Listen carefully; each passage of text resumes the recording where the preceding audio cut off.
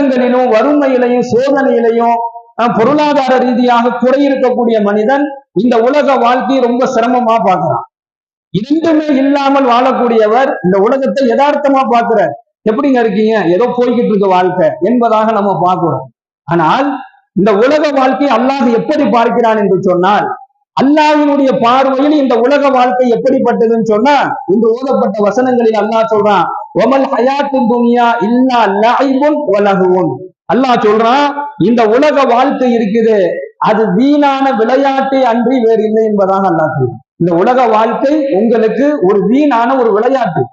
விளையாட்டுல வெற்றி தோல்வி எப்படி இருக்குமோ, விளையாட்டுல எப்படி போட்டி பொறாமைகள் இருக்குமோ, விளையாட்டில் எப்படி ஆரம்பமும் முடிவும் இருக்குமோ, அதே போன்றுதான் இந்த உலக வாழ்க்கையும் ஒரு விளையாட்டை போன்றதுதானே தவிர இந்த உலகம் உங்களுக்கு எந்த வகையிலையுமே நிரந்தரமானது அல்லது எந்த வகையிலுமே இந்த உலகம் உங்களுக்கு ஒரு பெரிய அந்தஸ்து உள்ளதாக ஒரு பாக்கியம் உள்ளதாக ஆகாது என்பதாக அல்லாஹ் சொல்றான். அப்ப அருமையான சகோதர சகோதரிகளே, உலக வாழ்க்கை என்பது, அதை பற்றி ஸல்லல்லாஹு அலைஹி வஸல்லம் அவங்க சொல்றாங்க, ஒரு பயணத்தை போன்றதுதான் இந்த உலக வாழ்க்கை என்பதாக சொன்னாங்க. உலகத்துல நாம எப்படி வாழ்ந்துக்கணும்னு சொன்னா, ஒரு சஃபராளி, ஒரு பயணம் செய்யக்கூடிய ஒரு பயனாளியாக நாம் இருந்தால் அந்த பயணத்துல நம்ம எப்படி இருப்போம். அங்க இருந்து நமக்கு சென்னைக்கு நாம கிளம்புறோம், இங்க இருந்து திருச்சியில இருந்து நாம சென்னைக்கு போகும் பொழுது நம்ம எப்படி ஒரு பயனாளியாக நம்ம போறோமோ, அது போன்றுதான் இந்த உலக வாழ்க்கை உங்களுக்கு ஒரு பயணத்தை போன்றது என்பதாக ஸல்லல்லாஹு அலைஹி வஸல்லம் அவங்க சொல்றாங்க.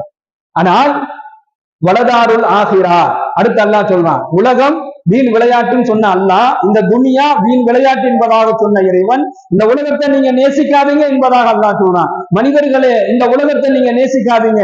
இந்த உலகத்தில் எதையெல்லாம் நீங்கள் நேசிக்கின்றீர்களோ, இந்த உலகத்துல எதையெல்லாம் நேசித்து நீங்கள் உழைக்கின்றீர்களோ, இந்த உலகத்துல எந்த அந்தஸ்த பதவிய பணத்தை நான் அடையணும் என்பதாக நீங்க ஆசைப்படுறீங்களோ, எல்லாம் உங்களுக்கு கண்ணாடியை போன்று உடைந்து விடும் என்பதாக அல்லாஹ் சொல்லி காண்பிக்கிறான். இந்த உலக வாழ்க்கை ஒரு கண்ணாடி மாளிகை போன்றது என்பதாக ஒரு வசனத்துல அல்லாஹ் பேசுறான். வலதாருல் ஆகிரா, ஆனால் மறுமை அப்படி அல்ல, உங்களுக்காக வேண்டியே நான் தயார் செய்து வைத்திருக்கிறேன் அல்லாஹ் சொல்றான். வலதாருல் ஆகிரா, மறுமை வாழ்க்கை இருக்கிறது அப்படி அல்ல, அது உங்களுக்காண்டியே நான் தயார் செஞ்சு வச்சிருக்கேன். மேராஜினுடைய பயணத்திலே ஸல்லல்லாஹு அலைஹி வஸல்லம் அன்னவர்கள் போகும் பொழுது இப்ராஹிம் நபி அலைஹிஸ்ஸலாத்து வஸலாம் அன்னவர்கள் சொன்னார்கள், இந்த சொர்க்கம் ஒரு பொட்டல் காடாக கிடைக்கிறது என்பதாக சொன்னாங்க. சொர்க்கம் ஒரு பொட்டல் காடாக இருக்குது, இதுல துனியாவுல இருந்து தன்னுடைய அடியான் ஒரு நல்ல அமல்களை செய்ய செய்ய அவனுடைய பெயரால் அல்லாஹு தஆலா அந்த சொர்க்கத்துல என்ன செய்யறான், ஒண்ணா உருவாக்குறான், மரத்தை உருவாக்குறான். அவனுடைய அமல்களை கொண்டு அந்த மரத்திற்கு அல்லாஹு தஆலா கிளைகளை